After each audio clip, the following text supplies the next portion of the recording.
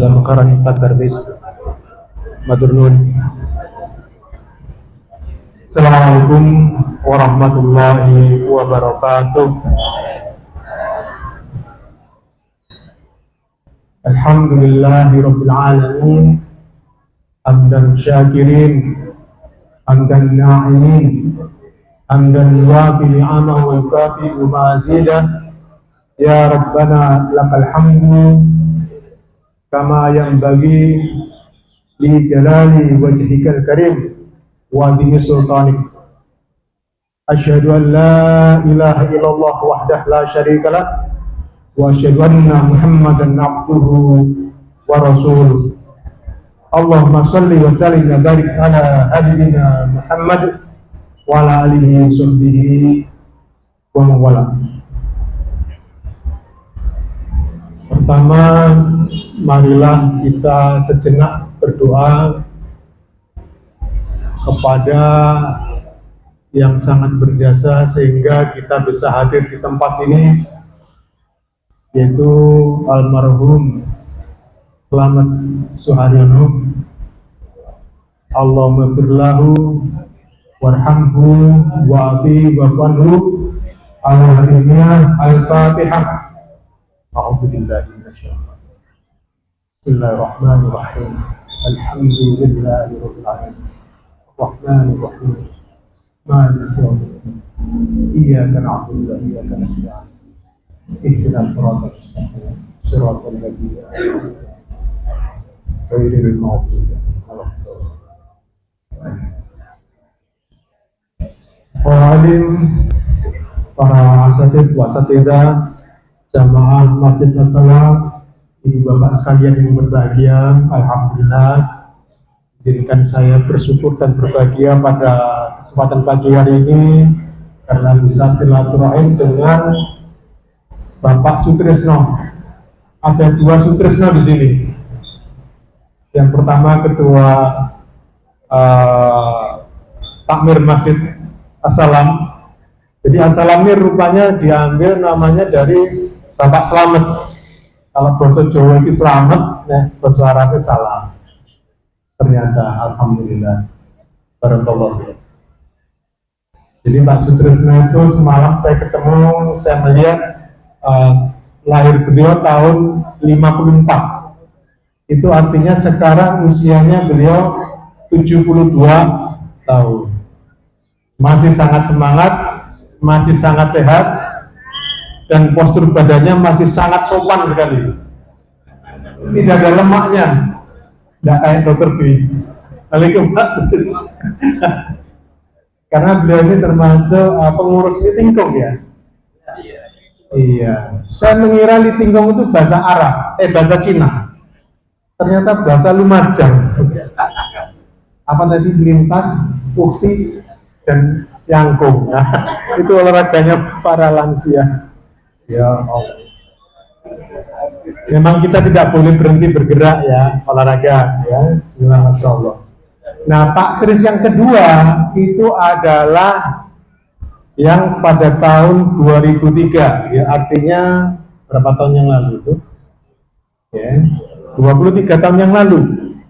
Ya, alhamdulillah dengan izin Allah beliau bisa melanjutkan ya, mensyukuri karunia umur, karena pada saat itu sempat tidak sadar dan akhirnya harus operasi, ada perdarahan di otaknya, dan alhamdulillah dikirim ke Jember. Waktu itu saya baru lulus, berarti baru 1 tahun, dan alhamdulillah ternyata beliau sekarang ini dalam keadaan sehat walafiat. Jadi nanti ibu bapak yang generasi muda ya, kalau ngasih nama Sutrisno ini lucu ini. Bismillah, masya Allah. Salam. Ya, alhamdulillah. Baik, saya ditugasi untuk hadir di sini, tentu tidak bisa menolak, dan alhamdulillah ini tempat yang sangat luar biasa, indah, asri, dan pada kesempatan yang istimewa ini kita juga dalam keadaan versi terbaik kita, insya Allah semuanya. Karena kita baru saja menyelesaikan Shaum Ramadan selama 1 bulan, disusul dengan Shaum bulan Syawal yang itu menyempurnakan hitungan puasa kita menjadi 1 tahun. Dan juga alhamdulillah kita baru saja menunaikan ibadah kurban ya pada hari raya Idul Adha. Itu artinya insya Allah kita sedang dalam versi terbaik dari kita semuanya. Man shoma Ramadan imanan wa ihtisaban ghufira lahu ma taqaddama. Jadi dalam perspektif yang holistik, Allah membersihkan dosa dengan puasa itu ternyata luar biasa. Ya. Kalau kajian fikih syar'inya, alhamdulillah di sini banyak para asatidz, ya, monggo nanti bisa dilanjutkan. Tetapi secara fisik biologis, ya, ternyata penghapusan hal-hal yang buruk di dalam tubuh kita ini melalui berpuasa ini luar biasa yang terjadi. Jadi tubuh kita ini dilengkapi oleh ribuan sistem oleh Allah SWT, karena harus mengatur 75 triliun sel yang ada dalam tubuh kita, sehingga agar 75 triliun sel itu bisa dalam keadaan baik, semua dalam kerjasama yang indah, ada organ-organ yang sangat banyak, maka Allah menyiapkan di tubuh kita itu ribuan sistem. Ya.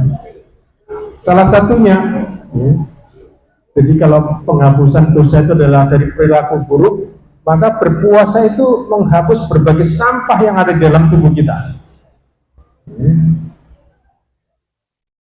Jadi tubuh kita ini dirancang sel-selnya, ya, dia tumbuh dalam usia tertentu, kemudian wafat, digantikan sel-sel baru. Ya. Kegiatan di dalam setiap sel itu sangat luar biasa, seperti pabrik yang besar, sehingga banyak sekali produk-produk yang harus dibuang, sampah-sampah, karena sisa dari proses yang luar biasa itu, dan itu harus dilakukan terus-menerus oleh tubuh kita. Ada liver atau hati, ya, yang membersihkan, ya, racun-racun dalam tubuh kita. Jadi hati kita ini kerjanya sangat berat, mensintesa protein, mensintesa zat-zat daya tahan tubuh, kemudian juga tadi membersihkan sampah-sampah yang ada dalam tubuh. Ya. Karena itu nasihatnya, ya, hati itu kerjanya berat, jangan ditambah dengan sakit hati. Begitu. Supaya kita sehat. Ada ginjal, ya, yang itu juga senantiasa membersihkan sampah yang ada dalam tubuh kita. Ya. Dalam buang air kecil kita yang sehari 1-2 liter itu, di sana, ya, dibuang sampah-sampah tubuh. Yang kalau pembuangan itu tidak sempurna, berkurang fungsinya, maka dalam waktu yang singkat saja seseorang itu dalam keadaan tidak sadar. Saya sekarang sedang merawat pasien cedera otak, perdarahan otak, operasi, cuman ginjalnya tidak berfungsi, sehingga kesadarannya terganggu. Nah, itu oleh Allah SWT diberikan kepada kita semua tanpa kita berpikir bahwa itu adalah karunia yang senantiasa melekat dalam diri kita. Nah, dengan puasa itu juga, ya, meningkatkan performa organ tersebut. Paru-paru demikian juga, ya, dia berfungsi untuk memastikan oksigen yang diperlukan oleh kehidupan sel itu terjadi dengan baik, karena udara yang di luar disaring, oksigennya diantarkan ke setiap sel dan organ. Ini kerjanya berat paru-paru ini. Oleh karena itu jangan dikotori, dibebani dengan hal-hal yang akan merusak paru-paru kita. Apakah ada orang yang membebani parunya dengan hal yang tidak baik? Sementara ini di Indonesia banyak, ya, banyak sekali.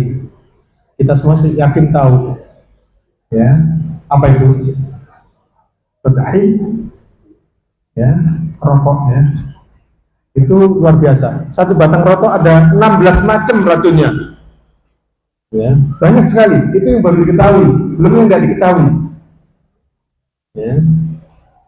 Dan yang sangat berbahaya itu ada satu jenis racunnya itu yang kalau seandainya 20 batang rokok itu diambil, zat itu disuntikkan langsung dalam tubuh manusia, maka tidak ada yang bisa bertahan hidup, langsung mati, langsung wafat. Hanya saja anehnya, banyak orang sudah mungkin ratusan pak atau bahkan ribuan pak tidak mati-mati, ya kan? Itu berarti tubuh kita bekerja sangat luar biasa untuk membersihkan racun. Ya, jadi alhamdulillah jamaah di sini sekarang saya lihat tidak ada ya, sedang menzalimi dirinya sendiri dengan tadi membebani parunya ya dengan asap yang sangat berbahaya. Alhamdulillah. Ya. Saya agak meri ya ketika kapan hari itu melintas di beberapa tempat ya, salah satunya itu di Jepang ya.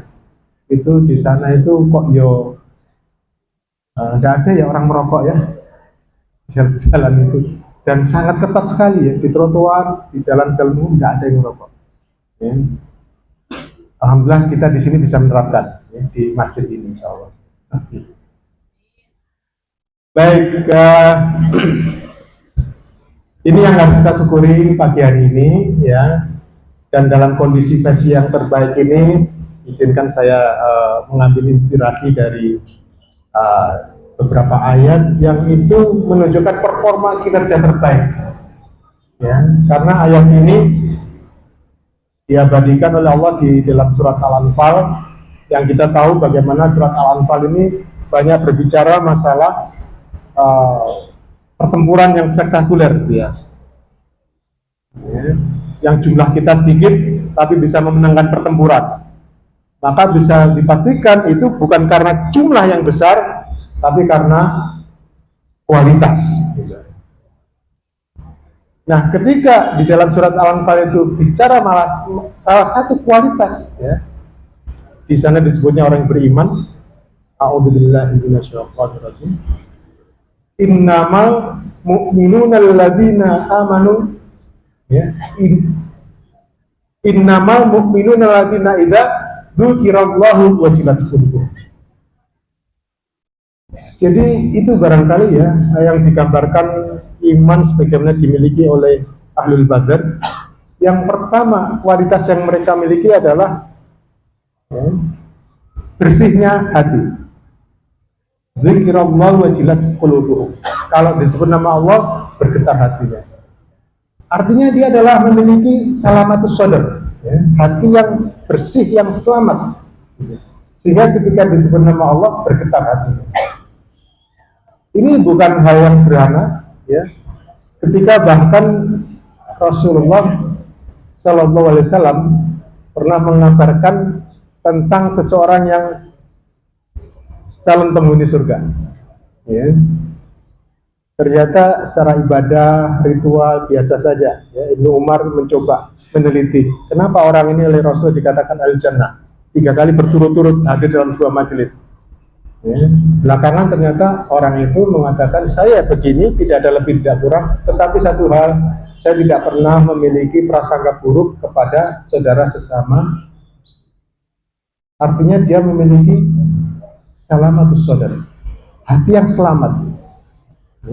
Kalau kepada sesama manusia, sesama muslim saja dia bisa berprasangka baik, apalagi kepada Allah Subhanahu wa Ta'ala. Sehingga selesai hubungannya dengan Allah itu zero konflik. Dengan sesama saja zero konflik, apalagi dengan Allah. Apakah ada orang yang punya konflik dengan Sang Pencipta? Ini yang kita harus introspeksi. Misal, sederhana ini dalam kehidupan sehari-hari. Ada sajian makanan di hadapan kita. Kemudian kita tidak berkenan dan kemudian komentar buruk terhadap ya, makanan yang ada di hadapan kita. Itu ya kelihatannya sederhana, tapi sebenarnya di balik itu kita sedang konflik dengan yang memberi rezeki itu. Tidak puas. Ya.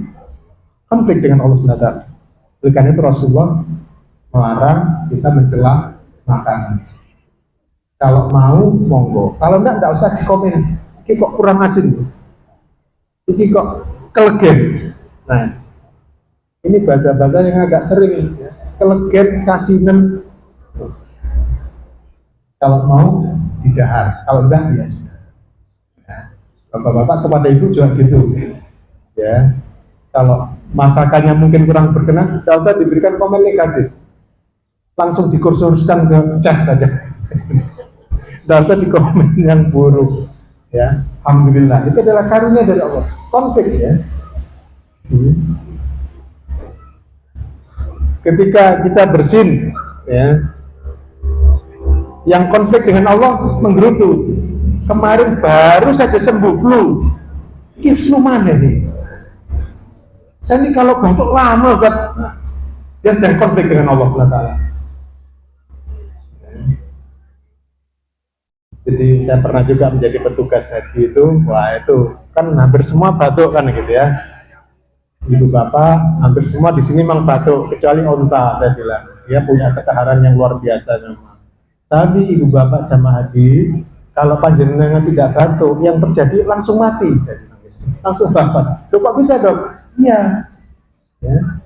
Karena batuk itu adalah mekanisme yang Allah ciptakan di dalam tubuh kita untuk mengeluarkan dahak, mengeluarkan benda asing, mengeluarkan racun-racun yang ada di dalam pernafasan kita berupa batuk. Sehingga kalau nggak batuk, maka kuman, debu, dan sebagainya itu akan ngendon di paru kita. Sehingga kalau nggak pakai batuk, langsung bapak. Jadi gimana kalau kita batuk dok? Alhamdulillah. Ya. Kita diberi batuk. Habis itu ikhtiar, cari obatnya apa? Dicari penyebabnya apa? Karena alhamdulillah berhasil. Jadi kalau para jamaah itu sedang mau minta obat itu, teleponnya, dok, assalamualaikum. Waalaikumsalam. Alhamdulillah saya batuk dok. Alhamdulillah. Udah bener ini. Ya, ayo ke sini, ya, ambil obatnya. Saya periksa dulu. Jadi ya banyak sekali hal-hal yang esensinya kita sedang konflik dengan Allah Taala. Allah memberikan banyak. Terus kita mengomentari pemberian Allah Taala. Ya. Maka para bapak jangan pernah punya persepsi yang kurang ataupun negatif bahkan kepada pasangannya, ya, kepada istrinya. Karena itu adalah karunia terbaik yang Allah berikan kepada kita. Ya. Walaupun secara manusia misalnya menjengkelkan, mohon maaf, jangan. Itu melatih kita semakin bijak, ya. Kita diberi ya kesempatan untuk semakin dewasa. Ibu pun juga begitu. Jangan pernah memiliki persepsi ataupun pandangan yang negatif terhadap suaminya, walaupun gajinya sederhana,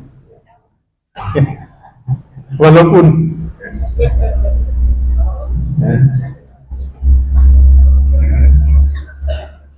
karena ya Allah memberi yang lebih banyak dari itu, ya, dan Allah sedang menyelamatkan kita dari hal-hal yang kita tidak tahu, ya. Jadi itu jangan pernah konflik dengan Allah Subhanahu Wa Taala.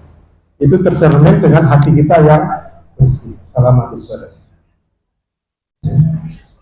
Puasa ternyata juga terjadi cleaning, ya, pembersihan yang luar biasa.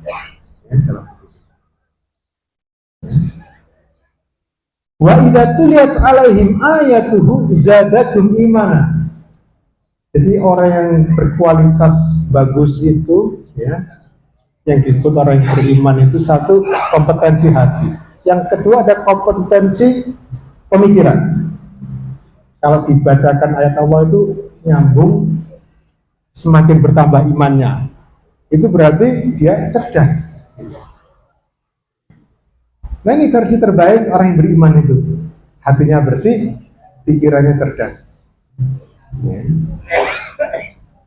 Oleh karena itu, kombinasi ini luar biasa ya. Ketika seorang memiliki hati yang baik dan pikiran yang cerdas, maka ketika misalnya dia diuji dengan sahabatnya, kawannya yang kurang menyenangkan hatinya atau berbuat khilaf, dia masih punya space yang cukup, ya, hati dan pikirannya itu untuk mencarikan alasan. Oh mungkin saudara saya sedang capek, oh mungkin saudara saya sedang tidak enak badan, oh mungkin sedang punya masalah, sehingga bersikap seperti itu. Kita tidak kehabisan alasan untuk senantiasa husnudzon, ya. apalagi kepada pasangan kita, istri kita, suami kita, anak-anak kita, zero konflik. Orang tua kita apalagi. Ya. Sampai di dalam Al-Quran kan sampai secara eksplisit ya, jangan berkata ya. Atau Rasulullah menganjurkan kita untuk memandang wajah orang tua kita, itu bagiannya. Nah, jadi itulah gambaran sebuah kualitas. Nah, maka mari kita syukuri ya itu semua dengan menjaga karunia yang Allah berikan berupa kesehatan ini dengan baik. Saya biasanya menyederhanakannya, mari kita budayakan SMART E, ya, SMART E, lifestyle. Ya. Jadi E yang pertama itu adalah eat. Mari kita biasakan makan yang sehat, halalan thayyibah. Hadisnya sudah selesai, ayatnya sudah selesai. Ya, tapi mari kita coba terapkan dalam keseharian kita. Ya. Dengan bertambah usia, ya, sesungguhnya kebutuhan jenis makanan kita itu juga bergeser. Allah ya memberikan ya kandungan ASI misalnya, itu ternyata hari pertama, kedua, ketiga dan seterusnya itu berbeda kandungannya. Ya, proporsi protein dan lemaknya ini berbeda, dan itu sesuai dengan kebutuhan bayi. Bayi umur 1 hari seperti ini kebutuhan nutrisinya. Hari kedua berbeda lagi. Ya. Jadi Bismillah, Masya Allah, bagaimana Allah sangat detail ya, untuk menjaga karunia kehidupan ini. Jadi kandungan ASI, air susu ibu itu ternyata berubah setiap harinya itu, proporsi komposisinya itu. Nah, kita dengan beranjak usia, remaja, dewasa, kita semua di sini relatif dewasa pada umumnya, itu ternyata juga kebutuhannya bergeser. Ya, kalau di usia 50 tahun atau 45 tahun ke atas, maka kebutuhan kita tentang karbohidrat itu mulai turun, ya, protein yang meningkat. Pada anak-anak karbohidratnya harus tinggi, karena anak kita itu, ya, yang usia 5, 6 tahun, 7 tahun, 8 tahun, hampir-hampir tidak pernah jalan, di rumah saja lari. Jadi sangat memerlukan aktivitas fisik yang luar biasa. Tapi di usia kita ini, yang umurnya mungkin 45, 50, saya sendiri 62 tahun, maka kebutuhan karbohidrat itu semakin berkurang. Itu makanya dalam konteks halalan thayyibah, maka porsi ya nasi kita harus mulai dikurangi. Ya, dikurangi. Ya. Jadi lauknya itu nasi. Kalau di usia 45, 50 ke atas, lauknya itu nasi. Ya, nasinya sedikit saja. Ya. Ya, pasien saya, karena sekarang saya lebih banyak menangani tulang belakang, pada umumnya berat badannya overweight, obesitas banyak ya. Dan ketika kita coba edukasi, ayo kita mulai dari menurunkan berat badan ya, dengan diet yang benar ya. Coba nasinya nggak usah lagi makan nasi deh, ini sudah berlebih. Hampir semuanya terus tanya, terus makan apa saya dok? Nah, jadi kalau belum makan nasi itu dianggap belum makan. Terus makan apa? Ya. Padahal ya tadi kebutuhan kita sebenarnya sudah mulai bergeser, ya, bukan lagi karbohidrat. Kecuali kita masih sangat aktif secara fisik olahraganya. Ya. Jadi nanti sampai di rumah ibu bapak sekalian, yang laki-laki lingkar perutnya harus di bawah 100, yang perempuan di bawah 90. Ya. Besok kalau lingkar perutnya yang ibu-ibu lebih dari 90, gak oleh ngaji nanti ini.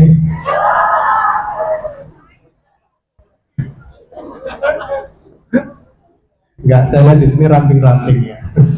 Standar artis, alhamdulillah. Ini kan ceramah untuk saya sendiri.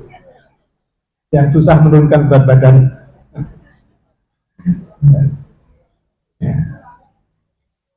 Ya, jadi kita perlu cerdas ya, mengkonsumsi karunia Allah yang berupa makan dan minum ini. Kemarin diperingati Hari Susu Nasional kalau nggak salah ya, kita dianjurkan minum susu. Dan kita ternyata konsumsi harian kita itu masih sangat memprihatinkan, 1 sendok sehari.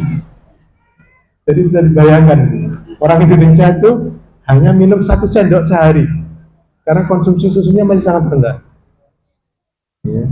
Padahal susu itu banyak mengandung kalsium, protein, ya. Dan daripada kita makan banyak selilitnya, lebih baik minum susu, cepat, praktis, gak selilitan, ya. Jadi kalau kita mulai mengurangi daging karena berbagai alasan, maka susu ini salah satu alternatif, ya, sangat baik. Ya. Nah, baiknya kapan minum susu? Pagi, siang, atau sore? Baiknya kapan, Ibu? Alasannya? Ya, saya dulu juga begitu karena kebiasaannya begitu ya. Pagi itu sudah ada susu botol itu yang orang langganan itu. Tapi ternyata sebaiknya bukan pagi atau siang, tapi sore atau malam. Ya, karena dia akan meningkatkan kualitas tidur kita dengan minum susu dan sore atau malam itu. Kenapa kualitas tidur kita perlu diperbaiki? Rasulullah Shallallahu Alaihi Wasallam pun sudah memperhatikan bab ini, gitu. Ya, tidurnya mesti berkualitas. Ya, misalnya, ya, Rasulullah itu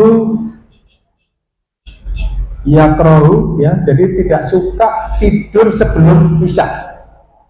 Ya. Itu tidurnya nggak berkualitas itu, ya, karena hormon melatonin kita belum keluar pada saat itu. Ya, di samping sesuatu yang tadi kita kalau tidur sebelum isya nanti isyanya jadi molor kan gitu, atau bahkan terlewat. Alhamdulillah. Tapi yang juga oleh Rasul diperhatikan adalah tidak ada lagi, ya, beliau tidak suka, ya kalau hadis badal bisa badahu. Jadi tidak suka ngobrol, ya, setelah isya. Artinya apa? Ya tidur kan gitu. Ya. Itu yang ternyata sehat. Hari ini kita melihat mulai banyak ya kajian-kajian medis itu untuk memperbaiki kualitas tidur. Ternyata karena di situ pada saat tidur tubuh kita sedang membersihkan sampah, memperbaiki sel-sel yang rusak, membuat kita lebih fresh, memperbaiki problem metabolisme, apa itu kolesterol, gula, asam urat. Ya. Kalau tidurnya benar, ya, biasanya berat badan kita bangun tidur itu turun gitu. Nah tidurnya tadi jangan terlalu malam, habis isya. Ya, berarti nanti malam kita tidur jam berapa, Ibu Bapak?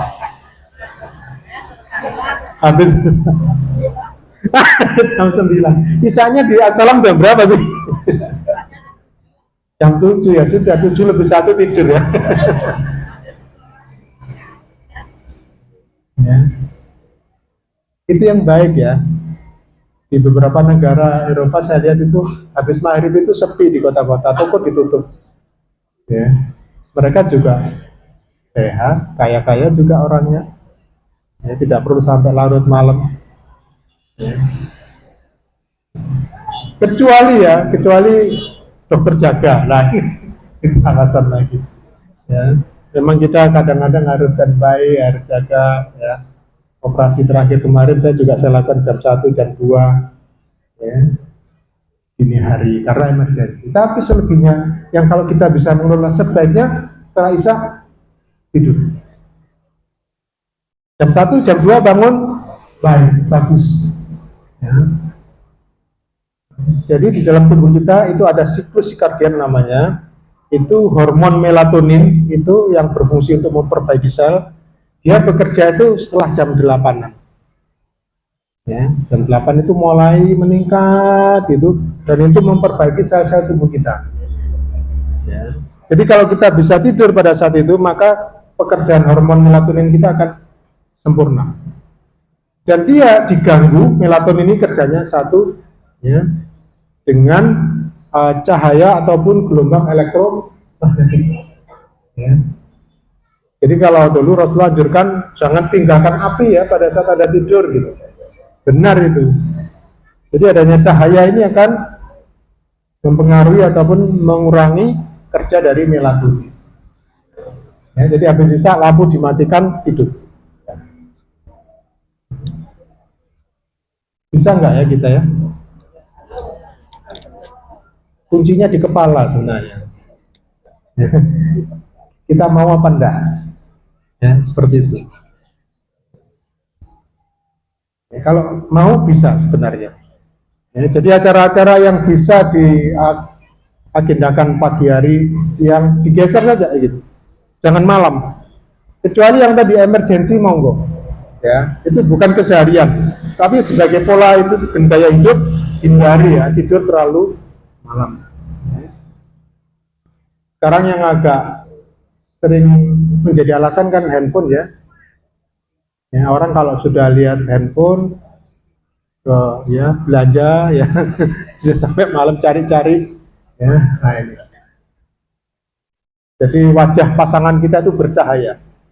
Lampunya mati tapi dia lihat handphone, wajahnya bercahaya. Kena cahaya handphone. Ya. Nah, jadi demikian ya Rasulullah ajarkan kepada kita untuk mensyukuri. Ya, ya. Yang kedua adalah exercise. Ya. Jadi itu menjaga karunia Allah berupa tubuh yang sehat ini, maka sebaiknya kita rutin melakukan ya, olahraga, exercise. Tanpa terkecuali, lagi perempuan berapapun usianya, mari kita biasakan berolahraga setiap hari. Jadi kalau ditanya apa olahragamu, kita bisa menjawab jogging dok. Berapa kali seminggu? Ya 2 minggu sekali lah dok. Nah, itu bukan olahraga namanya ya. Itu refreshing ya, rekreasi ya. Tapi kalau kita sebut olahraga kita, itu yang kita bisa melakukan rutin ya, sepekan itu 4 sampai 5 kali ya, ya rutin gitu. Jalan kaki misalnya, oke, setiap hari kita jalan ya, itu adalah olahraga kita. Dan jalan kaki ini bonusnya sangat banyak ya, sangat banyak ya. Karena dengan melangkahkan kaki ini, apalagi di luar kena cahaya matahari pagi, itu luar biasa itu ya, vitamin D dan aktivitas weight bearing ya, menahan beban tubuh itu akan mempertahankan kandungan kalsium di dalam tulang kita gitu ya. Kenapa pada usia 50, 60, 70 sering kita mendengar osteoporosis, keropos, tulangnya patah sendiri tanpa ada sesuatu ya. Jadi asupan kalsiumnya kurang, plus metabolisme dari kalsium ini juga kurang. Kalau kita hanya minum susu saja, mungkin kalsium yang diserap hanya sekitar 5-10% saja. Tapi kalau kita juga lengkapi dengan jalan kaki, kena sinar matahari pagi, itu bisa sampai 80%. Ya, kalsium itu terserap oleh tubuh dengan baik. Jadi bagus sekali ya. Yang paling gampang itu jalan kaki, jogging. Ya. Kalau yang masih muda-muda, oke, lari, gitu ya. Tapi kalau sudah usia, ya minimal jalan kaki atau jogging. Berapa lama? 30 menit minimal setiap hari. Ya, jangan kurang dari 30 menit. Ya. Karena kalau kita 25 menit, apalagi 20 menit, habis olahraga itu nafsu makan kita bagus ya, membaik, enak makannya. Ya. Nah ini jadi surplus gitu. Makannya lebih banyak, yang terbakar masih kurang kalau kurang dari 30 menit. Tapi kalau lebih dari 30 menit, insya Allah ya, kalori yang terbakar sudah cukup. Kalau bisa 1 jam, itu lebih ideal lagi. Jalan kaki saja. Nah, itu adalah exercise. Ya.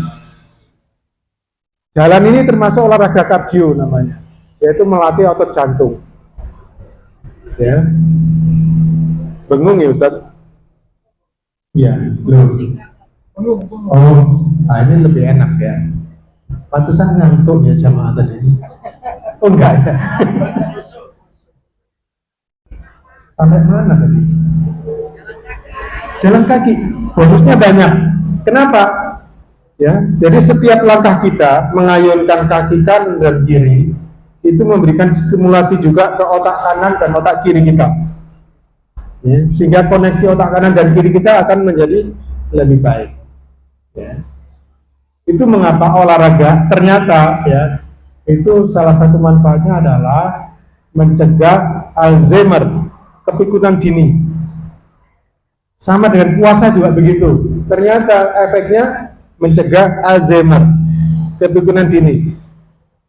Ya. Jadi kalau puasa dan olahraga lebih-lebih lagi. Ya, jadi tidak ada alasan, oh saya berpuasa enggak olahraga. Enggak, tetap olahraga. Cuma waktunya yang harus disesuaikan. Kalau ibu bapak sedang berpuasa, maka olahraganya dianjurkan habis asar, menjelang berbuka. Waduh dok, saya kalau habis asar, kalau puasaan itu masak ya. Benar juga ya, alasannya baik. Jadi ibu bapak sekalian, jadi saya punya pasien yang mengajak olahraga tadi, menurunkan berat badan, diajak diet, nggak mau. Alasannya makan apa dok? Terus habis itu diajak olahraga, juga begitu. Kapan dok sebaiknya olahraga? Pagi. Waduh, pagi ini saya ngantar anak sekolah. Oh iya juga ya, ini orang tua yang baik ini. Ya sudah siang-siang. Siang itu saya menyiapkan masak untuk suami. Wah, iya juga ya, istri yang baik. Sore-sore, aduh dok, saya pulang dari kantor, ya masih capek, yang lagi-lagi gitu. Ya, saya nggak mungkin biasa olahraga sore. Jadi semua alasannya itu masuk akal. Gak ada yang nggak masuk akal. Dan bagus-bagus semua gitu. Tapi satu hasilnya sama gitu, nggak mau olahraga, intinya begitu. Sama gitu. Nah ini yang saya bilang kuncinya di kepala. Ya.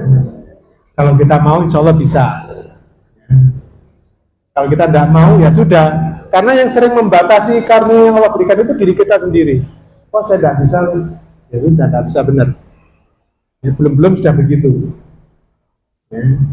Saya kemarin pasien saya umurnya 72 tahun, perempuan, ya, tapi masih hiking, mendaki gunung. Ya, ini mau ke sekitaran sini nih. Begitu pulang dari rumah sakit itu katanya mau daerah sini nih, apa namanya, bagus sekali. Saya tanya di mana gunung yang paling menarik selama ini? Rinjani dok, bagus. Usianya 72 tahun, perempuan. Ya. Jadi para ibu umat di sini sudah dikaruniai gunung yang bagus di sekitar sini. Ya, jangan sampai nggak dilewatin ya.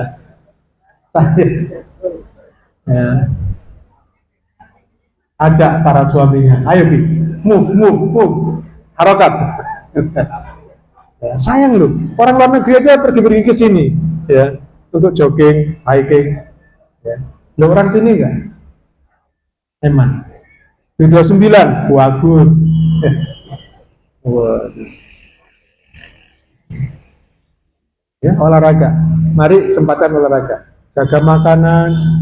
Ya, kalau yang usianya 50 tahun, piringnya dibuang, ganti lepek saja ya. Iya dok, lepek, tapi ini 5 kali ya podo. Oh iya juga. Ya sudah, kalau itu kembali ke piring aja. Ya.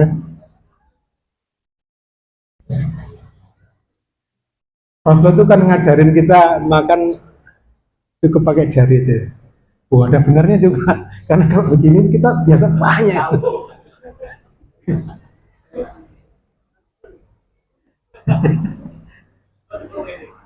Saya sekarang lagi belajar pakai stick gitu. Oh, ini ada benarnya nih. Sehingga kita sulit kan ngambil itu. Latihan motorik juga. Cuma ya supaya tidak gini tadi. Oh, ada benarnya juga pakai stick. Ya.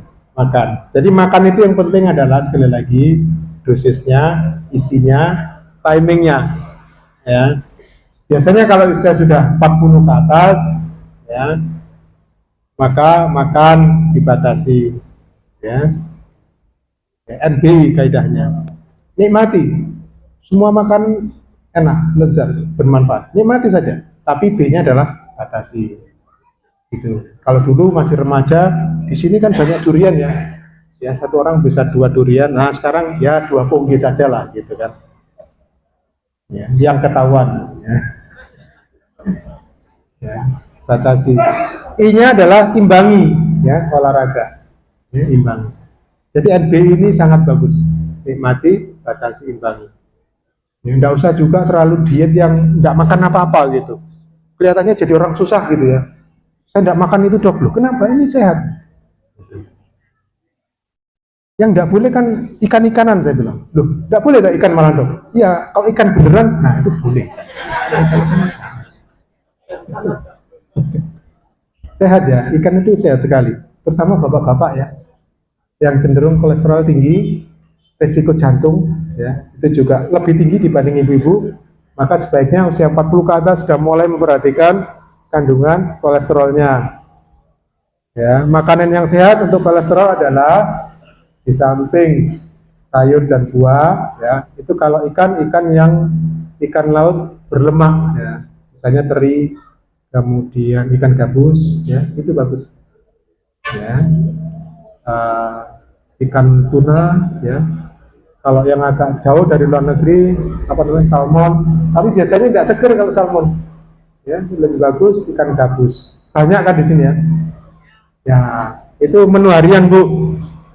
Jangan ada hari tanpa ikan gabus ya Bu ya. Bisa hipertensi nanti. Ikan gabus, ikan kembung. Ya. Saya nggak tahu namanya kok ikan kembung, kenapa ya? Oh kembung, masuk angin. Ya. Jadi itu ya. Exercise ya. Yang ketiga adalah emotion ya. Jadi rupanya kita menjaga untuk tidak emosi, tidak mudah marah, ya itu sangat baik untuk kesehatan. Sudah diteliti mereka yang suka marah, emosian, jantung, hipertensi, dan yang tidak habis pikir tumor ya kalau di bidang kami, tumor otak. Ya, beberapa kita temukan loh, ini pasiennya memang kesehariannya suka marah, emosian begitu. Ya, ternyata ada jurusannya ke sana itu. Jadi kalau Rasulullah bilang latar dok ojo nesuan, itu sangat benar adanya gitu. Karena dia sangat menyehatkan. Jadi kalau ada sesuatu yang nggak menyenangkan, cukup 1 detik saja, habis itu tinggalkan. Jangan terus dipikirin. Di jalan raya, iki wong karpe dewe muter, mau coba dia rotok nganan iki kan, terus gitu dibahas. 1 detik saja cukup, tinggalkan kita. Jangan bebani hati pikiran kita dengan hal-hal yang membuat kita dongkol. Jangan. Kalau ada yang tidak menyenangkan kita, cukup 1 detik maksimal itu aja. Habis itu tinggalkan kita. Ya, ada yang ngurusi. Ya, Allah SWT akan memberikan ya skenario terbaik untuk semuanya. Nggak usah diurusin gitu. Nah, latihannya ya di rumah tangga kita memang, ya kan? Ya, bagaimana kita dengan pasangan kita. Kita harus zero konflik, dan kalau ada sesuatu 1 detik aja sudah. Jangan diterus-teruskan. Emosi, ya penting. Jadi sampai di kedokteran itu dibagi 2 kepribadian. Kepribadian A dan B, yang suka marah dan sabar, gitu. Itu pola penyakitnya berbeda, gitu. Yang suka marah ini banyak sekali di situ yang anggota penyakit yang ikut grup itu, yang suka marah itu. Banyak membernya itu. Ya. Dan itu kuncinya adalah pada bagaimana kita mengelola hati dan pikiran kita. Ya. Jadi kalau ada orang di kampung lihat anak main bola, habis itu bolanya mengenai kepalanya, itu responnya bisa 2 macam tuh orang. Ada yang marah-marah sama anak itu sampai pulang di rumah, panggama iku wong tuane iki apa ngono. bulanan di latap macam-macam. Tapi ada yang santai saja, begitu bolanya ke arah kepalanya langsung disedot. Ayo dek, tangkap, selesai. Ya. 1 detik. Itu akan berbeda pada hati dan pikiran. Ya. Kemudian yang berikutnya itu adalah early diagnostic dan treatment. Kita biasakan melakukan pemeriksaan, mengevaluasi kesehatan diri secara kontinu dan pada saat dini, gitu. Jangan sampai terlambat. Ya, kalau ada sesuatu yang tidak nyaman di dalam tubuh kita, itu Allah memang menyediakan alarm gitu. Sakit kepala jangan dibiarkan, cari penyebabnya apa ini. Gitu. Jangan hanya minum obat saja, dipastikan penyebabnya apa. Ya. 1, pilek, apa saja, semua itu respon. Demam, ya, dia signal. Ya. Kalau kita minum obat langsung, signalnya hilang, tapi penyebabnya tidak berhenti. Ya. Jadi dipastikan. Ya. Diagnosa awal, jangan sampai terlambat.